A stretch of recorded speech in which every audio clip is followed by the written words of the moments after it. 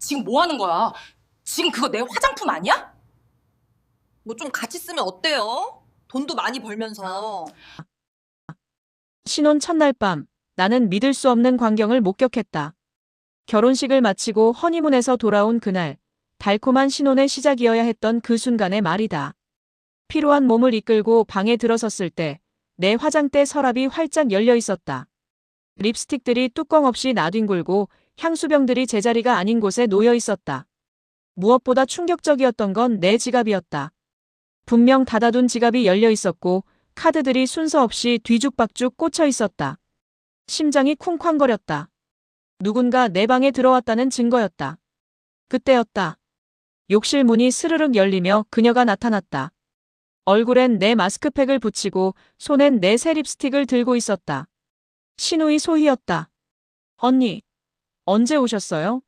화장품 좀 써봤는데 진짜 좋더라. 이거 어디 제품이에요? 그녀는 아무렇지도 않은 표정으로 마치 자기 방에서 나오듯 자연스럽게 웃고 있었다. 나는 입이 떡 벌어져서 아무 말도 할 수 없었다. 그런 내 표정을 보면서도 소희는 전혀 미안해하지 않았다. 오히려 거울을 보며 립스틱 색깔을 확인하고 있었다. 그리고 그녀의 입에서 더욱 충격적인 말이 흘러나왔다. 언니, 혹시 이번 달에 용돈 좀 줄 수 있어요?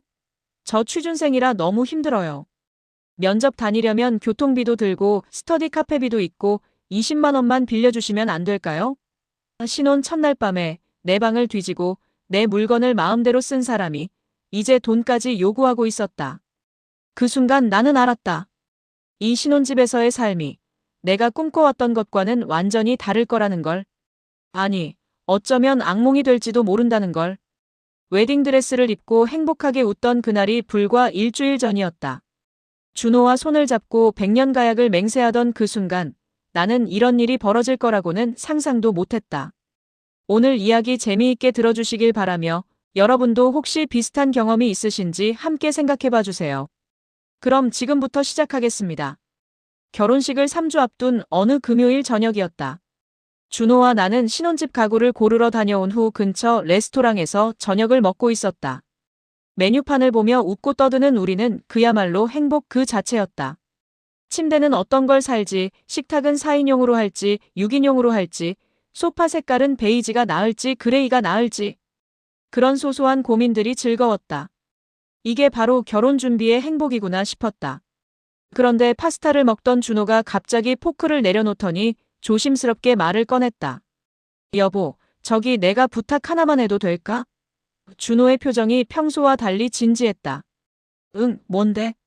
소희가 잠깐만 우리 집에 머물게 해줄 수 있을까? 나는 물을 마시다가 멈췄다. 소희. 준호의 여동생. 나보다 5살 어린, 올해 27살의 취업준비생. 결혼 준비 기간 동안 몇 번 만났었는데 첫인상은 나쁘지 않았다. 밝고 활발한 성격에 예의도 바른 편이었다. 잠깐이 얼마나? 나는 조심스럽게 물었다.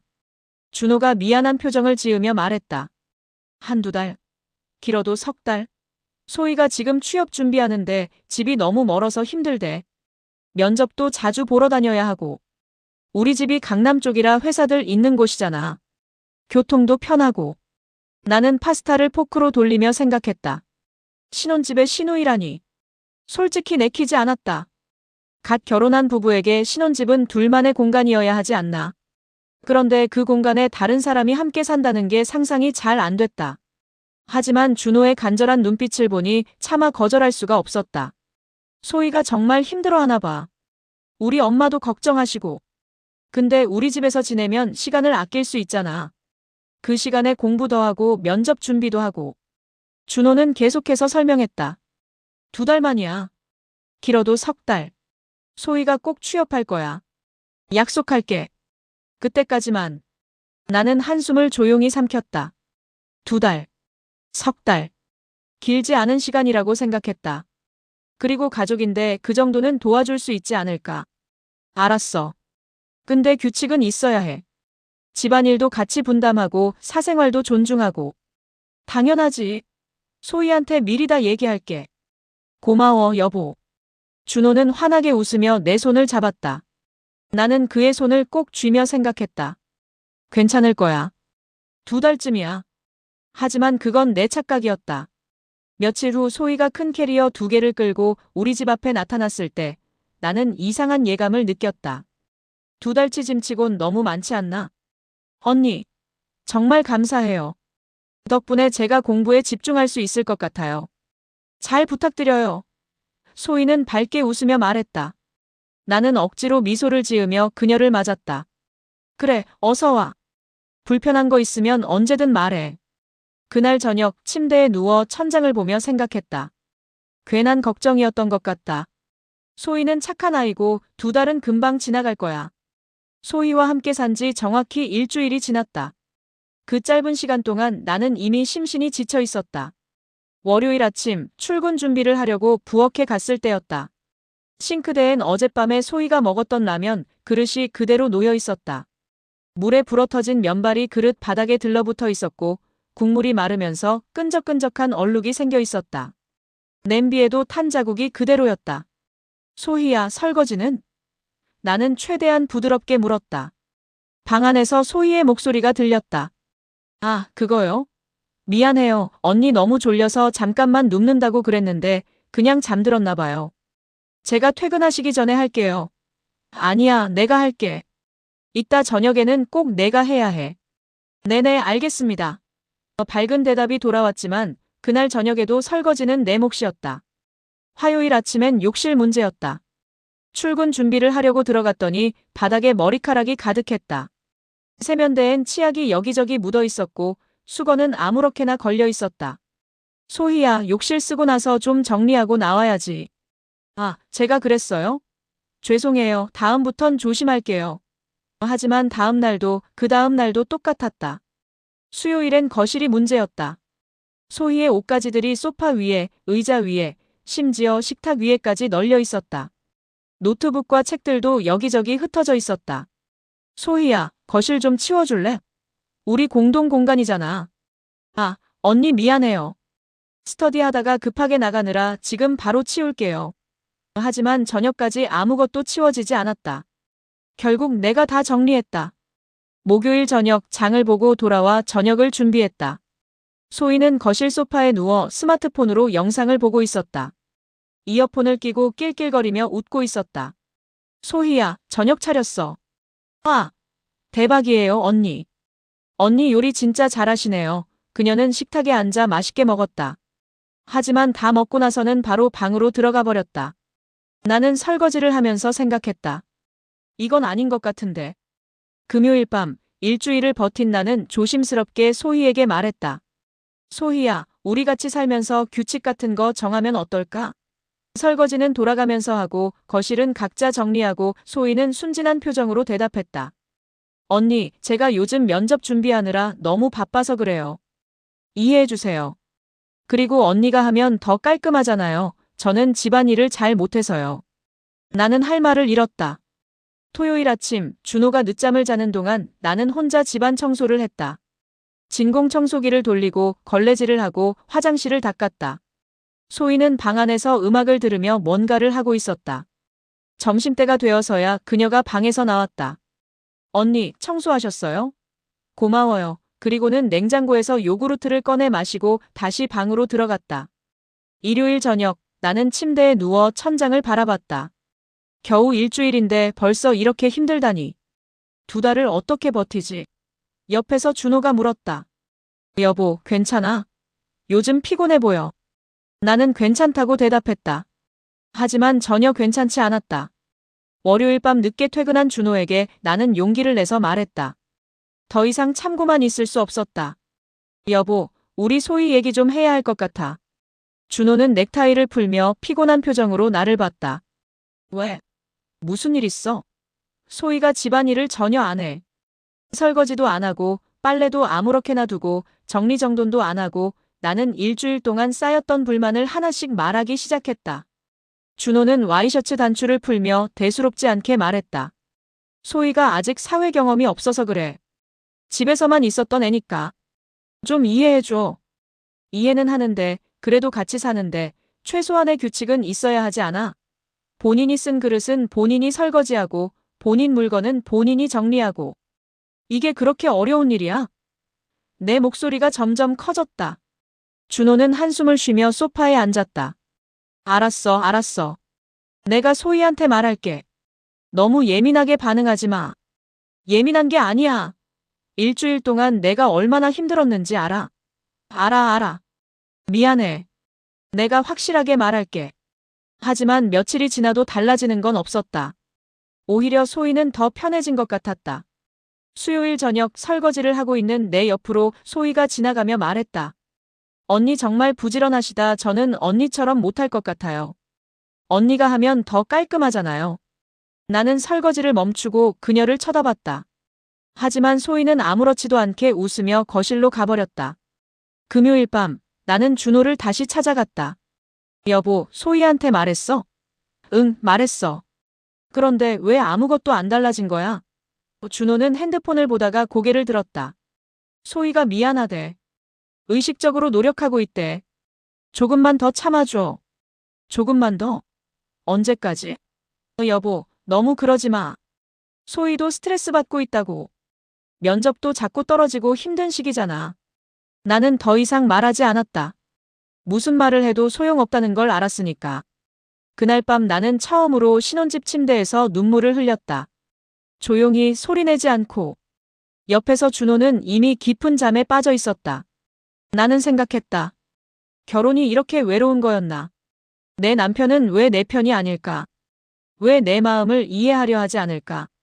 다음 날 아침 거울을 보니 눈이 퉁퉁 부어 있었다. 화장으로 가리고 출근했다. 회사에서 동료가 물었다. 지연 씨, 괜찮아요? 얼굴이 안 좋아 보이는데. 괜찮아요. 그냥 좀 피곤해서요. 나는 웃으며 대답했다. 하지만 전혀 괜찮지 않았다. 토요일 저녁 나는 준호가 좋아하는 삼겹살을 구웠다. 신혼 이후로 제대로 된 주말 저녁을 함께 보내는 건 처음이었다. 그동안 준호는 야근이 많았고 나는 집안일에 치여서 여유가 없었다. 오늘만큼은 둘이서 편하게 맥주 한잔하며 이야기를 나누고 싶었다. 고기를 재워두고 상추도 싱싱한 걸로 골라 씻고 쌈장도 직접 만들었다. 불판에 기름을 두르고 고기를 올렸다. 지글지글 익어가는 소리가 기분 좋게 들렸다. 그때 방에서 나온 소희가 식탁에 다가오더니 불판을 들여다봤다. 언니, 요즘 누가 고기를 이렇게 구워요? 나는 집게를 든 손을 멈췄다. 응? 뭐가 잘못됐어? 불판에 그냥 올려놓기만 하면 맛없잖아요. 요즘은 다들 이렇게 안 해요. 소희는 자신만만한 표정으로 말했다. 나는 당황해서 물었다. 그럼 어떻게 하는데? 일단 불판을 충분히 달궈야 하고요. 고기도 한 번에 다 올리면 안 되고 간격을 두고 올려야 해요. 그리고 기름은 키친타월로 닦아내야 하고요. 소희는 스마트폰을 꺼내 유튜브 영상을 보여줬다. 어느 유명 요리 유튜버의 삼겹살 굽는 법이었다. 보세요, 여기. 이렇게 하면 훨씬 맛있어요. 언니도 이제 배워두면 좋잖아요. 나는 할 말을 잃었다. 20년 넘게 고기를 구워왔는데 27살짜리한테 고기 굽는 법을 배워야 한다니. 그때 준호가 어색하게 웃으며 끼어들었다. 소희야, 지연이가 구운 거 맛있어. 내가 제일 좋아하는 맛이야. 오빠는 그동안 이것만 먹어서 그런 거예요. 요새 맛집들 가보면 다 이렇게 안 구워요. 소희는 자리에 앉으며 계속해서 말했다. 그리고 언니 쌈장도 직접 만드셨어요? 요즘은 그냥 사 먹는 게 더 맛있어요. 시간도 절약되고 굳이 직접 만들 필요가 없잖아요. 식사 내내 나는 입맛이 없었다. 내가 정성껏 준비한 요리를 계속 평가받는 기분이었다. 그것도 신혼집 식탁에서 신우이에게. 준호는 중간중간 맛있어라고 말했지만 그 말이 위로가 되지 않았다. 소희는 고기를 먹으면서도 계속 휴대폰으로 다른 요리 영상들을 보여줬다. 이것도 한번 해보세요, 언니. 요즘 대세래요. 식사를 마치고 설거지를 하는데 소희가 또 다가왔다. 언니, 설거지도 그렇게 하면 안 돼요. 뜨거운 물로 먼저 기름기를 씻어내고 그 다음에 세제를 써야 깨끗해져요. 나는 더 이상 참을 수 없었다. 소희야, 그럼 내가 해볼래? 아니요, 저는 언니만큼 못해요. 그냥 팁 드리는 거예요. 그녀는 웃으며 거실로 가버렸다. 나는 설거지를 하면서 눈물이 날 것 같았다. 이게 내가 꿈꾸던 신혼생활인가? 그날 밤 침대에 누워서도 소희의 말들이 계속 귓가에 맴돌았다. 다음 주 화요일 아침이었다. 출근 준비를 하려고 화장대 앞에 앉았는데 뭔가 이상했다. 분명히 어제 저녁에 정리해둔 립스틱이 뚜껑이 열린 채 옆으로 누워 있었다. 새로 산 제품이라 아직 한 번밖에 안 쓴 거였다. 그런데 립스틱 끝부분이 이미 많이 닳아 있었다. 화장대 서랍을 열어보니 더 놀라운 광경이 펼쳐졌다. 내 파운데이션 뚜껑이 열려 있었고 새 마스카라도 개봉되어 있었다. 쓰레기통을 보니 내 마스크팩 빈 봉지가 보였다. 어제 분명히 5개 남아 있었는데 지금은 2개뿐이었다. 나는 심호흡을 하고 소희의 방문을 두드렸다.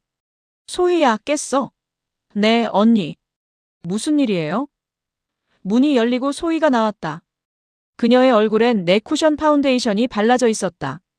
입술엔 내 새 립스틱 색깔이 선명했다. 소희야, 내 화장품 썼어? 아, 그거요? 언니 거 진짜 좋더라고요. 제 피부랑도 잘 맞고.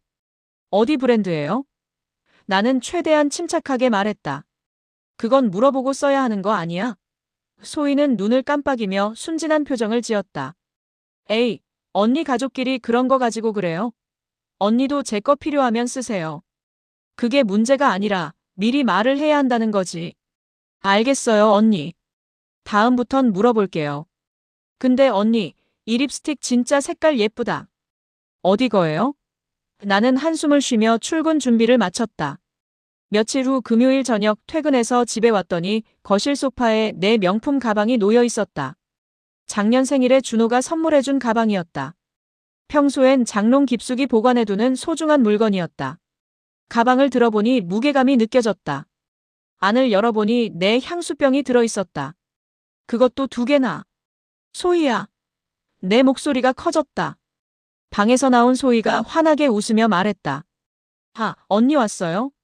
오늘 친구 만나고 왔는데 언니 가방 좀 빌려갔어요. 친구들이 엄청 부러워하더라고요. 소희야, 이건 함부로 쓰는 물건이 아니야. 비싸기도 하고 나한테 의미가 있는 거라고. 에이, 그냥 한 번 빌린 건데 뭐. 다치게 한 것도 아니고. 가족끼리 이런 것도 못 빌려주나요?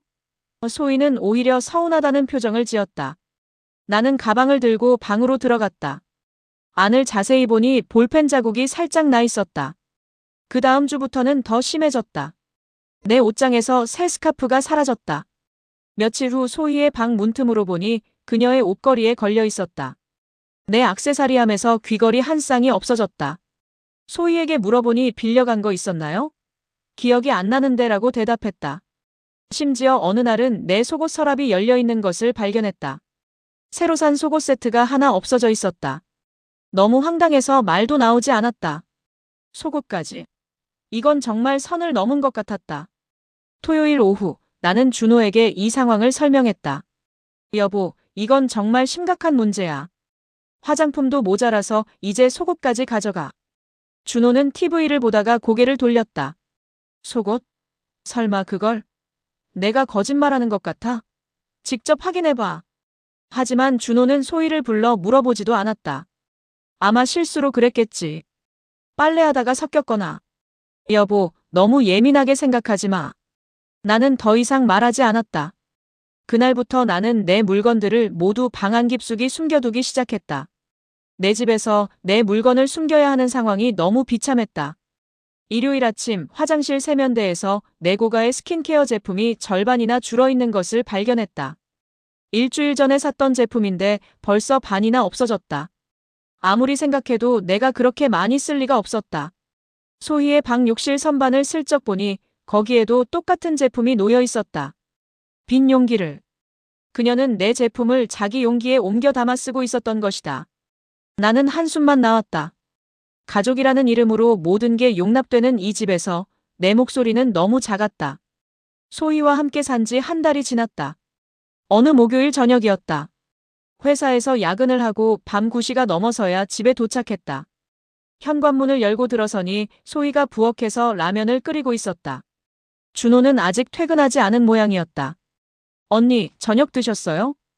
응, 회사에서 먹었어. 나는 거실 소파에 주저앉았다. 온몸이 무겁고 머리가 지끈거렸다. 그때 소희가 라면 그릇을 들고 내 옆으로 다가왔다. 평소와 달리 표정이 진지했다. 언니 소희의 목소리가 작았다. 왜? 저기 언니한테 부탁드릴 게 있는데요. 나는 눈을 감은 채로 대답했다. 뭔데? 이번에 자격증 학원 등록을 해야 하는데요. 학원비가 좀 부족해서요. 나는 눈을 떴다. 소희는 미안한 표정으로 손가락을 만지작거리고 있었다. 얼마나 부족한데? 20만 원만 빌려주실 수 있을까요? 꼭 갚을게요. 취업하면 바로 드릴게요. 나는 잠시 고민했다. 20만 원. 적은 돈은 아니지만 그렇다고 엄청나게 큰 돈도 아니었다.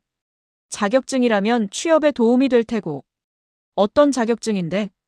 전산회계요. 요즘 이거 없으면 서류도 안 통과한대요. 나는 한숨을 쉬며 가방에서 지갑을 꺼냈다. 그때 준호가 현관문을 열고 들어왔다. 나왔어. 준호는 상황을 파악하고는 우리 옆으로 왔다. 무슨 얘기해? 소희가 먼저 말했다. 오빠, 저 학원비 좀 부족해서 언니한테 빌리려고요. 준호는 내 표정을 살피며 말했다. 여보, 그 정도는 도와줄 수 있지 않아? 소희 취업하면 다 갚을 거야. 나는 준호를 쳐다봤다. 또 그런 식이었다. 내 의견은 묻지도 않고 당연하다는 듯이. 빌려준다는 건 갚는다는 거지, 소희야. 당연하죠, 언니. 제가 취업하면 첫 월급 받자마자 바로 드릴게요. 약속할게요. 소희는 새끼손가락을 내밀었다. 나는 지갑에서 20만 원을 꺼내 건넸다. 소희는 환하게 웃으며 돈을 받았다. 감사합니다, 언니. 진짜 은혜 꼭 갚을게요. 언니 최고예요. 그리고는 신이 나서 방으로 들어갔다. 나는 텅 빈 지갑을 보며 한숨을 쉬었다. 준호가 내 어깨를 두드렸다. 여보, 고마워. 소희가 정말 기뻐하네. 응, 나는 힘없이 대답했다. 한 달이 지났다. 소희는 돈에 대해 아무 말도 하지 않았다. 내가 먼저 말을 꺼내기도 뭐했다. 빌려준 돈 달라고 하는 게 인색해 보일 것 같았다. 2달이 지났다. 여전히 아무 말이 없었다. 어느 날 소희의 인스타그램을 보니 새 옷을 사서 인증샷을 올렸다. 브랜드 로고가 선명한 옷이었다. 최소 10만 원은 넘어 보였다. 나는 씁쓸했다. 3달이 지났다. 나는 돈을 포기했다. 그냥 내가 준 거라고 생각하기로 했다. 그런데 문제는 그 다음부터였다. 어느 금요일 저녁 소희가 또다시 나를 찾아왔다. 언니, 죄송한데요. 이번 달 핸드폰 요금이 좀 많이 나왔어요. 데이터를 너무 많이 써서 얼마? 15만 원이요. 다음 달엔 꼭 조심할게요. 이번만 좀 도와주시면 안 될까요? 나는 지갑을 열었다. 그리고 또 돈을 건넸다. 준호는 옆에서 우리 여보 참 착하다라고 말했다. 그 다음 달엔 신발 사야 하는데 돈이 부족해요였다. 그 다음 달엔 친구 결혼식 축의금이 필요해요였다. 매달 다른 이유로 돈을 빌려갔다. 나는 공책에 적기 시작했다. 소희에게 빌려준 돈의 목록을. 날짜와 금액, 그리고 이유까지. 4개월 동안 쌓인 금액이 어느새 80만 원이 넘었다. 하지만 돌아온 건 아무것도 없었다. 어느 날 밤, 나는 그 공책을 보며 생각했다. 이게 빌려준 게 맞나? 아니면 내가 그냥 호구인가? 준호는 여전히 소희가 취업하면 다 갚을 거야 라고 말했다. 하지만 나는 알고 있었다. 그 돈은 절대 돌아오지 않을 거라는 걸. 토요일 오후 2시쯤이었다. 준호의 핸드폰으로 전화가 왔다. 시어머니셨다. 준호야, 오늘 시간 돼? 소희 보러 가고 싶은데. 네, 어머니. 오세요. 전화를 끊은 준호가 나를 봤다. 여보, 우리 엄마 오신대. 점심은 드셨을 테니까 간단히 차나 준비하면 될 것 같아. 나는 부랴부랴 집안 정리를 시작했다. 거실에 널려있던 소희의 물건들을 치우고 진공청소기를 돌리고 화장실을 닦았다. 소희는 방에서 음악을 들으며 느긋하게 있었다. 4시쯤 시어머니가 도착하셨다. 손에는 과일 바구니를 들고 계셨다. 어머니, 어서 오세요. 나는 환하게 웃으며 인사했다. 그래, 지연아. 잘 지냈니? 네, 어머니. 시어머니는 거실을 둘러보시며 소희를 찾으셨다. 우리 소희 어디 있어? 방에 있어요, 엄마. 준호가 대답했다. 소희야. 엄마 왔다. 소희가 방에서 뛰어나왔다. 엄마. 소희는 시어머니를 꼭 껴안았다. 시어머니는 소희의 얼굴을 쓰다듬으며 걱정스러운 표정으로 물으셨다. 우리 소혜 잘 지내니? 살은 좀 뺀 것 같네. 엄마, 나 잘 지내. 언니가 진짜 잘해줘. 소희는 환하게 웃으며 말했다. 나는 차를 준비하러 부엌으로 갔다. 거실에서 웃음소리가 들렸다. 시어머니와 소희, 그리고 준호가 즐겁게 대화를 나누고 있었다. 엄마, 언니 덕분에 편하게 공부하고 있어요. 아침마다 챙겨주시고 저녁도 맛있는 거 해주시고. 나는 쟁반에 찻잔을 올리며 씁쓸하게 웃었다. 아침을 챙겨준 적은 한 번도 없는데. 소희는 맨날 늦잠 자서 점심때나 일어나는데. 거실로 나가 차를 내놓았다. 시어머니가 나를 보시며 말씀하셨다. 지연아, 고맙구나. 소희를 잘 돌봐줘서. 아니에요, 어머니. 가족인데요. 그래도 신혼인데 쉽지 않았을 텐데. 소희가 예민해서 그래. 내가 좀 이해해주라. 나는 찻잔을 내려놓는 손이 멈췄다. 예민하다는 게 무슨 말씀이신지 원래 막내라 그래. 좀 철없지. 근데 착하잖아. 우리 소희 마음은 정말 착해. 시어머니는 소희의 머리를 쓰다듬으며 웃으셨다. 소희는 고개를 숙이며 수줍게 웃었다. 준호는 옆에서 아무 말 없이 차만 마셨다. 나는 내 차를 들고 한 모금 마셨다. 쓴맛이 입안 가득 퍼졌다. 지연아, 소희 취업할 때까지만 부탁해. 얘가 취업하면 바로 나갈 거니까. 네, 어머니. 소희야, 언니한테 패 끼치면 안 돼. 알았지? 네, 엄마. 알아요. 소희는 착한 딸처럼 대답했다. 시어머니는 2시간 정도 머물다가 저녁 전에 돌아가셨다. 현관문이 닫히자 소희는 다시 방으로 들어갔다. 거실 테이블 위엔 찻잔들과 과일 껍질들이 그대로 있었다. 나는 혼자 치우기 시작했다. 그날 저녁 침대에 누워 생각했다. 시어머니 눈엔 소희가 착하고 예민한 막내딸로 보이는구나. 내가 소희를 돌봐주는 고마운 며느리로 보이는구나. 하지만 현실은 달랐다. 나는 돌봐주는 게 아니라 당하고 있었다. 그날 밤 나는 방에 혼자 앉아 있었다. 이 집에서 내 편은 아무도 없었다. 준호는 중립을 지키는 척하지만 결국 소희 편이었고 시어머니는 당연히 딸 편이었다. 나는 완전히 혼자였다. 참고 또 참았다. 하지만 한계는 있었다. 소희가 내 새 원피스를 무단으로 입고 나간 날 밤, 나는 준호에게 폭발했다. 이제 정말 못 참겠어. 소희 나가야 해. 준호가 당황한 표정으로 물었다. 갑자기 왜 그래? 무슨 일 있었어? 무슨 일이 없었냐고 물어야지. 내 물건 마음대로 쓰고 집안일은 안 하고 돈까지 빌려가고 이제 새 옷까지 입고 나가. 준호의 표정이 굳었다. 가족끼리 그럴 수도 있지. 왜 그렇게 예민하게 받아들여? 예민한 게 아니야. 이건 상식의 문제라고. 내 목소리가 커졌다. 너무 그러지 마. 소희도 힘든 거 알잖아. 취업 준비하느라 스트레스 받고. 나도 힘들어. 왜 내 마음은 안 물어봐? 왜 맨날 소희 편만 들어? 우리는 그날 밤 처음으로 크게 싸웠다. 준호는 소파에서 잤고 나는 방에서 밤새 울었다. 벽 너머에선 소희가 음악을 들으며 웃는 소리가 들렸다. 내 고통 같은 건 그녀에게 아무것도 아니었다. 다음 날 아침 출근 준비를 하는데 거울 속 내 얼굴이 낯설었다. 다크서클이 짙고 눈은 퉁퉁 부어 있었다. 이게 신혼의 모습인가? 며칠 후 점심시간 회사 구내식당에서 지갑을 꺼냈을 때였다. 분명 어제 현금 10만 원을 넣어뒀는데 5만 원만 남아있었다. 카드 결제를 거의 안 하고 현금을 주로 쓰는 나였기에 확실했다. 퇴근 후 집으로 돌아가는 내내 불안했다. 혹시나 하는 마음이었다. 소희야, 혹시 내 지갑 만졌어? 조심스럽게 물었다. 소희는 TV를 보다가 고개를 돌렸다. 아니요. 왜요? 돈이 없어졌거든. 소희의 표정이 굳었다.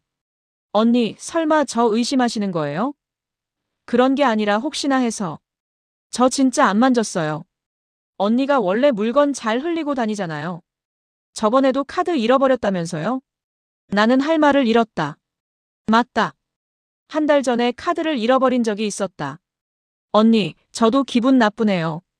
제가 뭐 도둑인 줄 아세요? 소희는 눈물까지 글썽였다. 나는 더 이상 추궁할 수 없었다. 하지만 확신했다. 그날 밤 나는 지갑과 귀중품을 모두 잠금 장치가 있는 서랍에 넣었다. 내 집에서 내 물건을 숨겨야 하는 현실이 비참했다. 며칠 후 또다시 내 화장품이 사라졌다. 새로 산 세럼이었다. 소희의 방 욕실에서 똑같은 제품 빈 병을 발견했다. 증거는 있지만 말할 수 없었다. 말하면 또 울면서 부인할 게 뻔했으니까. 집 문제 때문에 회사 일에 집중이 안 됐다. 중요한 보고서 마감일을 착각해서 팀장님께 크게 혼났다. 지현 씨, 요즘 무슨 일 있어요? 이런 실수는 처음인데. 죄송합니다. 다음부턴 조심하겠습니다. 점심시간에 선배가 걱정스럽게 물었다. 지연아, 괜찮아? 신혼인데 행복해야 할 시기 아냐? 나는 억지로 웃으며 괜찮다고 했다. 오후에 클라이언트 미팅에서도 실수했다. 자료를 빠뜨려서 가져왔다. 상사의 눈빛이 차갑게 식는 게 느껴졌다. 화장실에 가서 거울을 봤다. 다크서클이 짙어져 있었고 얼굴엔 생기가 없었다. 요즘 제대로 잠을 못 잤다. 집에 가는 게 두려웠다. 퇴근길 지하철에서 창밖을 바라보며 눈물이 났다. 집에 도착해 현관문을 열자 어질러진 거실이 나를 맞았다. 소희는 방에서 웃으며 전화통화를 하고 있었다. 그니까 내 말이 언니가 좀 예민한 것 같아. 내 얘기를 하는 것 같았다. 나는 조용히 방문을 닫고 침대에 쓰러졌다. 신혼은 이렇게 힘든 거였나? 드라마에서 보던 행복한 신혼생활은 어디에도 없었다. 회사 점심시간 동료가 내게 물었다. 지연아, 너 신우이 인스타 팔로우해? 아니, 왜? 그냥. 아무것도 아니야. 이상한 예감이 들어 소희의 인스타그램을 검색했다. 최근 게시물들을 보는 순간 숨이 막혔다. 고급 카페에서 찍은 사진. 그녀가 입은 옷은 지난주 내가 산 원피스였다. 테이블 위엔 3만 원짜리 케이크. 해시태그 취준생 일상, 해시태그 힐링타임, 해시태그 언니한테 감사. 다른 게시물들을 스크롤했다. 내 립스틱을 바르고 찍은 셀카, 내 가방을 메고 찍은 전신샷. 모두 언니 덕분에라는 해시태그가 달려 있었다. 댓글들을 봤다. 부러워, 언니 완전 천사네. 나도 저런 언니 있었으면 유유내 돈으로, 내 물건으로 자랑질을 하고 있었다. 퇴근 후 소희에게 핸드폰 화면을 보여줬다. 이거. 소희는 눈 하나 깜빡하지 않고 말했다. 언니, 왜요? 제가 SNS에 뭘 올리든 제 자유 아니에요? 내 물건을 무단으로 쓰고 자랑하는 게 문제야. 에이, 언니도 가족끼리 그런 거 가지고. 제가 감사하다고 해시태그 단 거잖아요. 나는 더 이상 말하지 않았다. 어차피 이해하지 못할 테니까. 저녁에 준호에게 소희의 SNS를 보여줬다. 여보, 이것 좀 봐. 소희가 내 물건으로 이렇게 자랑하고 있어. 준호는 피곤한 표정으로 화면을 보더니 한숨을 쉬었다. 여보, 소희가 SNS에 뭘 올리든 상관없잖아. 그게 뭐가 문제야? 내 물건을 무단으로 쓰고 자랑하는 게 문제지. 그래도 아기가 있어서 그런 건 아니잖아. 요즘 취준생들 스트레스 장난 아니래. SNS로 스트레스 푸는 거 이해해 줄 수 있지 않아? 내 목소리가 커졌다. 당신은 왜 항상 소희 편만 들어? 너 편 드는 게 아니야. 그냥 너무 예민하게 반응하지 말라는 거지. 예민한 게 아니라고 몇 번을 말해야 알아들어. 준호는 한숨을 쉬며 거실로 나갔다. TV를 켜고 채널을 돌리기 시작했다. 대화는 끝이었다. 나는 혼자 남겨졌다. 이 집에서 내 마음을 이해해주는 사람은 아무도 없었다. 준호는 문제를 회피하기만 했고 나는 점점 고립되어 갔다. 그날 밤 침대에 누워 생각했다. 결혼이 이렇게 외로운 거였나? 며칠 동안 나는 말을 아꼈다. 준호와도 소희와도 최소한의 대화만 했다. 집안의 공기가 무거워졌다. 소희는 눈치를 챘는지 조용히 지냈다. 하지만 그건 오래가지 않았다. 금요일 저녁 야근을 하고 밤 9시에 집에 왔더니 거실이 난장판이었다. 피자 박스, 치킨 뼈, 맥주 캔들이 여기저기 널려 있었다. 소희가 친구들을 불러 파티를 한 모양이었다. 소희는 방에서 낮잠을 자고 있었다. 나는 조용히 정리를 시작했다. 쓰레기를 버리고 설거지를 하고 바닥을 닦았다. 그러면서 눈물이 났다. 왜 내가 이걸 하고 있지? 이게 신혼생활인가? 1시간 동안 청소를 했다. 손은 거칠어지고 무릎은 아팠다. 그때 소희가 방에서 나왔다. 하품을 하며 기지개를 켰다. 언니 깨웠어요? 죄송해요. 친구들 오늘 놀러 왔었는데 정리하려다가 잠깐 눕는다고 했는데. 나는 대답하지 않았다. 대답할 수가 없었다. 한마디라도 하면 폭발할 것 같았다. 나는 걸레를 들고 조용히 방으로 들어가 문을 잠갔다. 거울을 보니 내 얼굴이 낯설었다. 이게 나인가? 다음 날 저녁 소희가 식탁에서 입을 열었다. 준호와 나 그리고 소희가 함께 저녁을 먹고 있을 때였다. 언니, 오빠. 제안이 하나 있어요. 준호가 물었다. 뭔데? 저 매달 고정으로 용돈 받으면 안 될까요? 나는 숟가락을 놓았다. 용돈?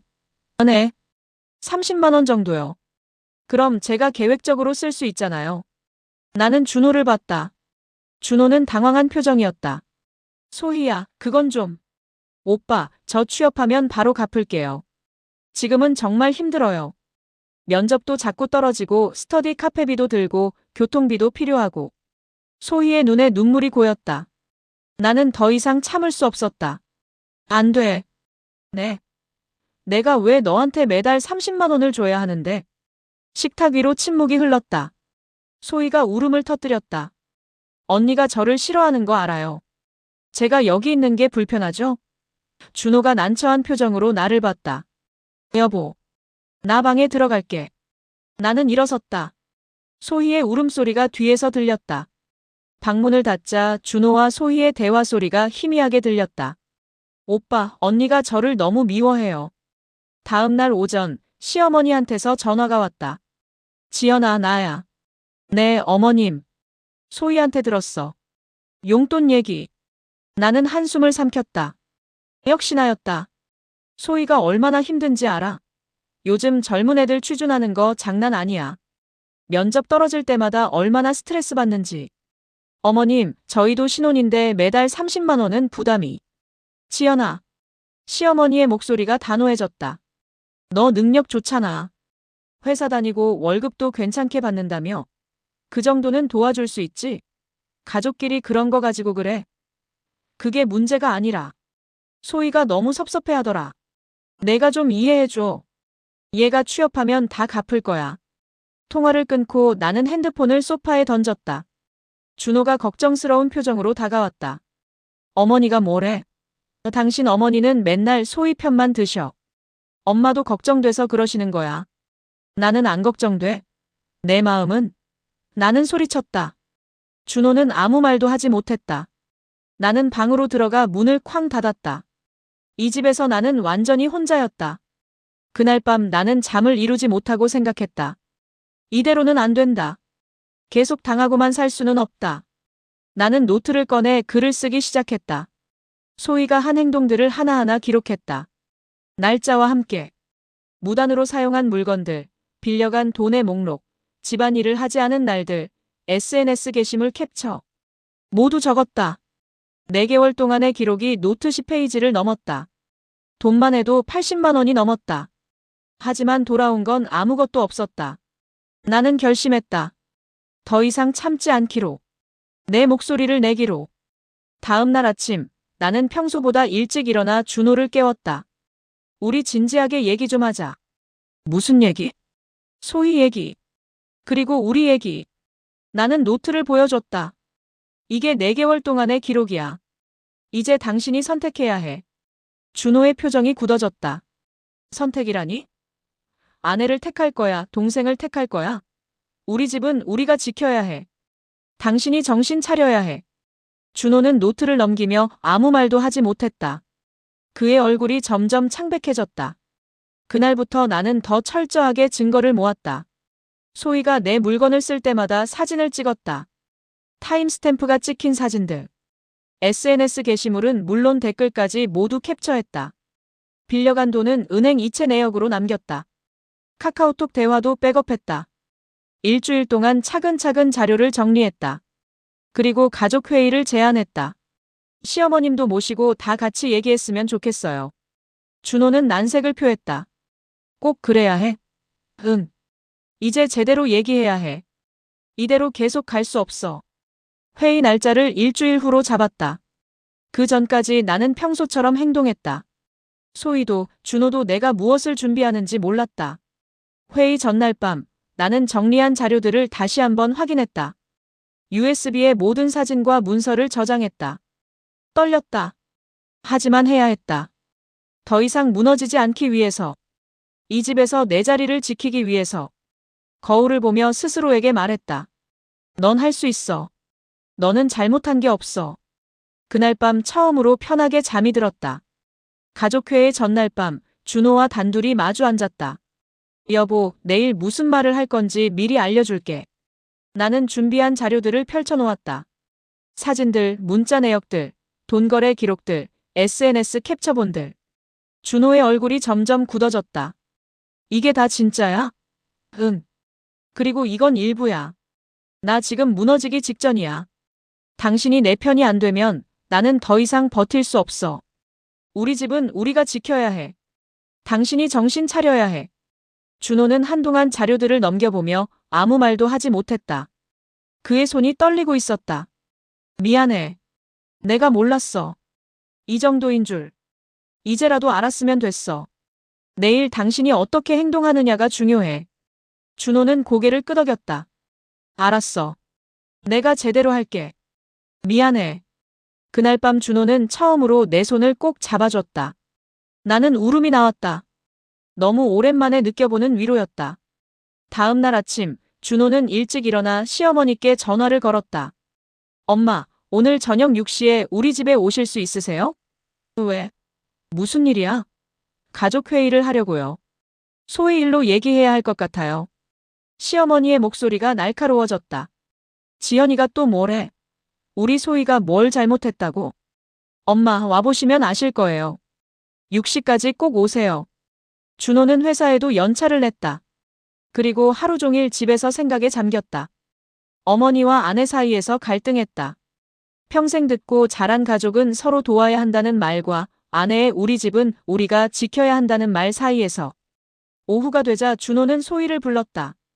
소희야, 오늘 저녁에 엄마 오신다. 가족회의 한다. 소희의 얼굴이 굳었다.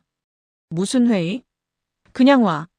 그리고 지연이한테 미안한 거 있으면 생각해봐. 소희는 방으로 들어가 문을 닫았다. 저녁 6시가 다가오자 집안의 긴장감이 높아졌다. 회의 시작 30분 전 우연한 발견이 있었다. 소희가 급하게 나가면서 핸드폰을 소파 틈에 떨어뜨렸다. 준호가 주우려다가 화면에 뜬 알림을 보고 얼어붙었다. 대출 상환일이 3일 남았습니다. 연체 시 불이익이 있습니다. 준호는 나를 불렀다. 여보, 이것 좀 봐. 우리는 서로 눈을 마주쳤다. 소희가 현관문을 열고 들어왔다. 오빠, 제 핸드폰. 준호가 핸드폰을 들어 보였다. 소희야, 이게 뭐야? 소희의 얼굴이 하얗게 질렸다. 그게 대출 받은 거 있어? 침묵. 대답해. 몇 군데야? 소희는 고개를 숙였다. 5곳이요. 얼마? 합쳐서 500만 원 정도. 나는 의자에 주저앉았다. 준호의 얼굴도 창백했다. 왜 말 안 했어? 말하면 오빠랑 언니가 실망할 것 같아서. 저 혼자 해결하려고 했어요. 소희가 울먹이며 말했다. 그래서 우리한테 계속 돈을 빌린 거야? 빚을 갚으려고. 소희는 고개를 끄덕였다. 그 순간 모든 퍼즐이 맞춰졌다. 용돈 요구, 물건 무단 사용, SNS 과시. 모두 빚 때문이었다. 저녁 6시 시어머니가 도착하셨다. 표정이 굳어 있었다. 무슨 일인지 빨리 말해봐. 우리는 거실에 둘러앉았다. 나, 준호, 소희, 그리고 시어머니. 준호가 먼저 입을 열었다. 엄마, 소희가 대출을 받았어요. 5곳에서 500만 원. 시어머니의 얼굴이 굳었다. 뭐라고? 소희가 울먹이며 말했다. 엄마, 미안해요. 작년에 친구 사업 돕는다고 보증을 섰는데 그 친구가 잠적했어요. 그래서 제가 갚아야 하는 상황이 됐어요. 소희야, 왜 진작 말 안 했어? 시어머니의 목소리가 떨렸다. 말하면 실망하실까봐. 그래서 혼자 해결하려고 알바도 하고 언니한테 돈도 빌리고. 나는 조용히 말했다. 그래서 제 물건들을 쓴 거예요? 그래서 SNS에 올린 거고요. 소희는 고개를 숙였다. 죄송해요, 언니. 저도 좀 여유 있어 보이고 싶었어요. 친구들한테. 다들 잘 사는 것처럼 보이는데 저만 힘들어 보이기 싫었어요. 시어머니가 한숨을 쉬셨다. 지연아, 내가 왜 화났는지 이제야 알겠다. 미안하구나. 준호가 단호하게 말했다. 소희야, 이제 솔직하게 다 말해. 더 숨긴 거 없어? 소희는 한참을 울다가 말했다. 카드 빚도 있어요. 200만 원. 거실이 조용해졌다. 총 700만 원의 빚. 27살 취준생이 감당하기엔 너무 큰 금액이었다. 그래서 언니한테 계속 용돈 달라고 한 거구나. 준호가 쓴웃음을 지었다. 시어머니는 한동안 말씀이 없으셨다. 그러다가 천천히 입을 여셨다. 지연아, 엄마가 정말 잘못했다. 내 말을 들었어야 했는데. 소희만 편들고. 나는 고개를 저었다. 어머님, 괜찮습니다. 아니야. 안 괜찮아. 내가 얼마나 힘들었을지. 신혼인데 말이야. 시어머니는 소희를 돌아보셨다. 소희야, 넌 언니한테 사과해야 해. 제대로. 소희가 내 앞에 무릎을 꿇었다. 언니, 정말 죄송해요. 제가 너무 철없었어요. 언니가 얼마나 힘들었을지. 생각도 안 하고 제 편한 대로만 행동했어요. 눈물이 뺨을 타고 흘러내렸다. 화장품도 옷도 가방도 물어보고 써야 하는 거였는데. 당연한 것처럼 굴어서 죄송해요. 그리고 돈도. 갚을 생각은 했는데 빚 갚느라 여유가 없었어요. 그게 핑계가 안 된다는 거 알아요. 제가 정말 잘못했어요. 나는 복잡한 심경으로 소희를 내려다봤다. 미운 마음도 있었지만 동시에 안쓰럽기도 했다. 일어나. 소희가 고개를 들었다. 이제라도 솔직하게 말해줘서 고마워. 하지만 이제부터는 달라져야 해. 시어머니가 말씀하셨다. 소희 빚은 내가 정리해줄게. 하지만 조건이 있어. 이제부터 독립해서 살아야 해. 그리고 빚은 엄마한테 갚는 거야. 취업하면 매달 조금씩. 소희는 고개를 끄덕였다. 네, 엄마. 그렇게 할게요. 준호도 덧붙였다. 소희야, 힘들 때 가족한테 도움 청하는 건 나쁜 게 아니야. 근데 방법이 잘못됐어. 알겠지? 시어머니가 먼저 말씀하셨다. 지금부터 우리 가족 규칙을 정해야겠다. 나는 준비한 노트를 꺼냈다. 제가 생각한 게 있습니다. 모두가 나를 봤다. 첫째, 이 집의 규칙은 저희가 정합니다. 둘째, 앞으로 누가 머물게 되더라도 최소 2주 전에 상의합니다. 셋째, 집안일은 모두가 분담합니다. 넷째, 개인 물건은 허락 없이 사용하지 않습니다. 다섯째, 금전 거래는 명확하게 기록하고 기한을 정합니다. 시어머니가 고개를 끄덕이셨다. 당연한 얘기구나. 내가 며느리한테 이런 말을 듣게 되다니. 어머님, 저도 배려가 부족했습니다. 하지만 이제는 명확한 게 서로에게 좋을 것 같습니다. 준호가 말했다. 앞으로 우리 집 문제는 우리가 해결할게요, 엄마. 물론 중요한 일은 상의 드리겠지만. 시어머니가 준호의 손을 잡으셨다. 그래, 내가 이제 가장이니까. 지연이 잘 챙겨줘야 해. 오늘 보니까 내 아내가 얼마나 강한 사람인지 알겠더라. 나는 시어머니를 보며 고개를 숙였다. 처음으로 인정받는 기분이었다. 소희가 조심스럽게 물었다. 그럼 저는 언제 나가면 돼요? 준호가 대답했다. 2주 안에 준비해. 엄마가 전세자금 보증 서주신다니까 원룸 알아봐. 소희는 고개를 끄덕였다. 알겠어요, 오빠. 그동안 폐 많이 끼쳤어요, 언니. 나는 소희를 보며 말했다. 앞으로 잘하면 돼. 우리 여전히 가족이니까. 가족 회의가 끝나고 시어머니가 돌아가신 후 준호가 소희를 불렀다. 소희야, 우리 진지하게 얘기하자. 소희는 긴장한 표정으로 소파에 앉았다. 오빠, 이제 내 문제는 내가 해결해야 해. 엄마가 빚은 정리해 주신다고 했지만 그게 끝이 아니야. 내가 책임지고 갚아야 해. 취업도 더 진지하게 해. 눈높이 낮추고 작은 회사라도 일단 들어가. 경력 쌓으면서 이직하면 돼.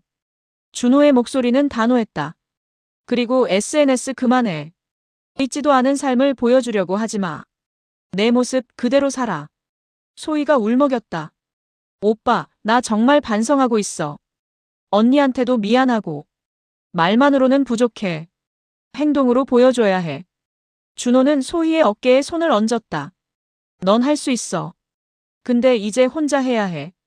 계속 기댈 순 없어. 소희는 고개를 끄덕이며 울었다. 나는 멀리서 그 모습을 지켜봤다. 준호가 처음으로 남편답게, 오빠답게 행동하는 모습이었다. 든든했다. 그날 밤 침대에 누워 준호가 내 손을 잡았다. 여보, 미안했어. 내가 너무 안일했어. 이제라도 깨달았으면 됐어. 앞으로 우리 집은 우리가 지키자. 누구한테도 휘둘리지 말고. 나는 고개를 끄덕이며 준호의 품에 안겼다. 오랜만에 느껴보는 평화였다. 다음 날부터 소희는 원룸을 알아보기 시작했다. 하지만 쉽지 않았다. 마음에 드는 곳은 보증금이 비쌌고 저렴한 곳은 너무 열악했다. 3일째 되던 날 소희가 짜증을 냈다. 다들 나만 미워하는 거잖아. 왜 나만 내쫓아? 나는 차를 마시다가 잔을 내려놓았다. 내쫓는 게 아니야. 독립하는 거지. 독립? 웃기지 마. 그냥 언니가 나 싫어하는 거잖아. 소희의 목소리가 커졌다. 소희야, 진정해. 준호가 말했다. 오빠도 언니 편이지. 다들 한패야.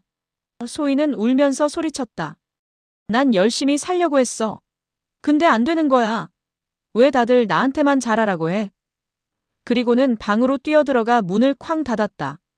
거실이 조용해졌다. 준호가 한숨을 쉬었다. 아직 받아들이기 힘든가 봐. 시간이 필요할 거야. 나는 차분하게 말했다. 그날 저녁 소희는 방에서 나오지 않았다. 저녁도 거르고 문을 잠근 채 있었다. 며칠 후 소희가 조용히 나와서 말했다. 미안해요. 제가 너무 오버했어요. 괜찮아. 힘들었을 거야. 소희는 고개를 끄덕이며 다시 집을 알아보기 시작했다. 이번엔 진지하게. 일주일 후 소희가 괜찮은 원룸을 찾았다. 오빠, 언니. 여기 어때요? 핸드폰으로 사진을 보여줬다. 역에서 가깝고 방도 깔끔했다. 보증금이랑 월세는? 보증금 500에 월세 40이요. 엄마가 보증금은 보태주신다고 하셨어요. 준호가 고개를 끄덕였다. 좋네. 언제 계약해? 이번 주말에 하려고요. 이사는 다음 주 중으로. 소희는 조심스럽게 말했다. 그래, 잘 됐다. 나도 미소를 지었다. 주말에 소희와 함께 부동산에 갔다. 계약서를 쓰는 소희의 손이 떨리고 있었다. 긴장돼요. 처음으로 제 이름으로 집을 얻는 거라. 잘할 수 있어. 내가 격려했다.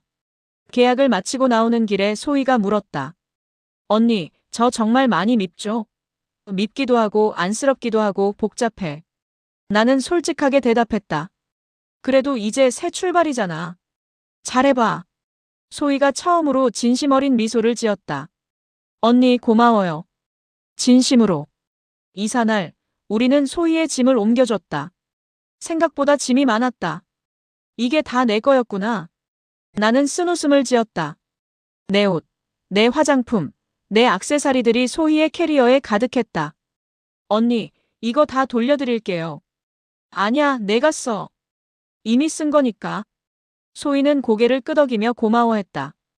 이사를 마치고 소희의 새 집에서 간단히 라면을 끓여 먹었다. 오빠, 언니. 정말 고마워요. 소희가 말했다. 이제 혼자 사니까 어때? 준호가 물었다. 무섭기도 하고 설레기도 하고. 소희는 창밖을 바라봤다. 근데 제대로 시작하는 기분이에요. 언니. 소희가 나를 똑바로 봤다. 정말 미안했어요. 그동안 제가 너무 철없이 굴었어요. 알아. 아니, 진짜로요. 처음엔 잠깐만 신세지는 거라고 생각했는데 점점 편해지니까 당연한 것처럼 굴었어요. 언니가 얼마나 힘들었을지 생각도 안 하고 집안일도 안 하고 언니 물건 마음대로 쓰고 돈도 빌리고 제 빚 때문에 그랬다지만 그게 핑계가 안 되죠. 소희의 눈에 눈물이 고였다. 언니, 용서해 주실 수 있을까요? 나는 잠시 생각하다가 말했다. 용서는 시간이 필요해. 근데 내가 변하는 모습 보면서 천천히 믿어볼게. 소희가 고개를 끄덕였다. 충분해요. 제가 행동으로 보여드릴게요. 빚도 꼭 갚고 취업도 하고 제대로 된 어른이 될게요. 응. 기대할게. 우리는 작은 미소를 나눴다. 완전히 해결된 건 아니지만 시작은 좋았다. 돌아오는 차 안에서 준호가 말했다. 소희 잘 될 것 같아. 그랬으면 좋겠다. 나도 창밖을 보며 조용히 대답했다. 소희가 나간 후 집은 놀라울 정도로 평화로워졌다. 아침에 일어나면 깔끔한 거실, 내 물건이 제자리에 있는 화장대, 함부로 열리지 않는 지갑. 모든 게 제자리로 돌아왔다. 여보, 행복해 보여. 준호가 웃으며 말했다. 응. 우리 집 같아. 진심이었다. 2주 후 소희한테서 문자가 왔다. 언니, 면접 봤어요. 결과는 다음 주에 나온대요. 잘 됐으면 좋겠다. 화이팅! 나는 응원의 답장을 보냈다. 며칠 후 또 문자가 왔다. 언니, 붙었어요. 작은 회사지만 정말 기뻐요. 축하해, 소희야. 잘 됐다. 나도 기뻤다. 한 달 후 소희가 첫 월급을 받았다. 그날 저녁 소희가 우리 집에 왔다. 손에는 작은 케이크를 들고. 오빠, 언니. 첫 월급 기념으로 케이크 샀어요. 고마워, 소희야. 우리는 함께 케이크를 먹었다. 언니, 이거. 소희가 봉투를 건넸다. 뭐야? 그동안 빌린 돈이요. 전부는 아니지만 50만 원이요. 매달 조금씩 갚을게요. 나는 봉투를 받으며 울컥했다. 돈이 중요한 게 아니었다. 소희가 책임을 지려는 모습이 기특했다. 고마워. 천천히 갚아도 돼. 아니요. 약속이니까 꼭 갚을게요. 소희는 진지하게 말했다. 그날 이후로 소희는 매달 찾아와 조금씩 돈을 갚았다. 그리고 변해가는 모습을 보여줬다. SNS도 줄이고 자기 돈으로 산 것들로 채워갔다. 언니, 도움이 필요하면 말은 해. 근데 이제는 돈으로 말하지 말자. 내가 말했다. 네, 언니. 제가 배운 게 그거예요. 소희가 환하게 웃었다. 6개월이 지났다. 소희는 회사에 적응하며 성실하게 일했다. 빚도 거의 다 갚았고 혼자 사는 것도 익숙해졌다. 주말마다 우리 집에 들러 저녁을 함께 먹었다. 하지만 이제는 달랐다. 예의를 지켰고 도움을 청할 땐 먼저 물었고 받은 만큼 돌려줬다. 언니, 오늘 제가 저녁 살게요. 소희가 카드를 꺼냈다. 괜찮아, 내가 살게. 아니에요. 제가 사고 싶어요. 언니한테 받기만 했잖아요. 우리는 레스토랑에서 편하게 식사를 했다. 예전처럼 긴장하지 않았고 서로를 배려했다. 언니, 결혼기념일 다음 달이죠? 제가 선물 준비했어요. 선물? 안 그래도 되는데. 아니에요. 그동안 제가 망쳐놓은 신혼생활. 조금이라도 보답하고 싶어요. 소희의 눈은 진심으로 빛났다. 결혼기념일날 소희가 보낸 선물이 도착했다. 예쁜 포장지를 열어보니 부부 찻잔 세트와 손편지가 들어있었다. 언니, 오빠. 행복하세요. 사랑합니다. 소희 올림. 나는 편지를 읽으며 눈물이 났다. 준호가 내 어깨를 감싸며 말했다. 소희 많이 컸다. 응. 우리도 많이 배웠고. 그날 밤 우리는 소희가 선물한 찻잔에 차를 마시며 대화를 나눴다. 여보, 그때 정말 힘들었지? 응. 하지만 이겨낸 우리가 자랑스러워. 나도. 우리 더 단단해진 것 같아. 준호가 내 손을 잡았다. 창밖으로 달빛이 들어왔다. 신혼집은 이제 정말 우리만의 공간이 됐다. 그리고 소희는 우리에게 더 이상 부담이 아닌 소중한 가족으로 자리 잡았다. 힘든 시간이었지만 그 시간을 통해 우리는 가족의 진정한 의미를 배웠다. 배려와 존중, 그리고 경계. 가족이라고 해서 모든 게 허용되는 건 아니었다. 오히려 가족이기 때문에 더 신경 써야 했다. 그걸 우리 모두가 배웠다. 소희는 독립하며 성장했고 준호는 남편으로서 책임감을 배웠고 나는 내 목소리를 내는 법을 배웠다. 시어머니도 며느리를 이해하게 됐다. 지금 우리는 모두 행복하다. 각자의 자리에서 각자의 방식으로. 그리고 가끔 모여서 밥을 먹고 웃고 이야기를 나눈다. 예전처럼 억지로가 아닌 진심으로. 이것이 우리가 찾은 행복의 방식이었다. 오늘 이 이야기가 여러분에게 작은 위로가 되었기를 바랍니다. 혹시 비슷한 상황에 계신 분이 있다면 용기 내서 목소리를 내시길 바랍니다. 당신의 감정은 소중하고 당신의 공간도 소중합니다. 가족이라는 이름으로 모든 걸 참을 필요는 없습니다. 오늘 영상이 좋았다면 구독과 좋아요, 따뜻한 댓글 부탁드립니다. 여러분의 응원은 다음 이야기들을 만들어가는 큰 힘이 됩니다. 그럼 오늘도 시청해주셔서 감사합니다.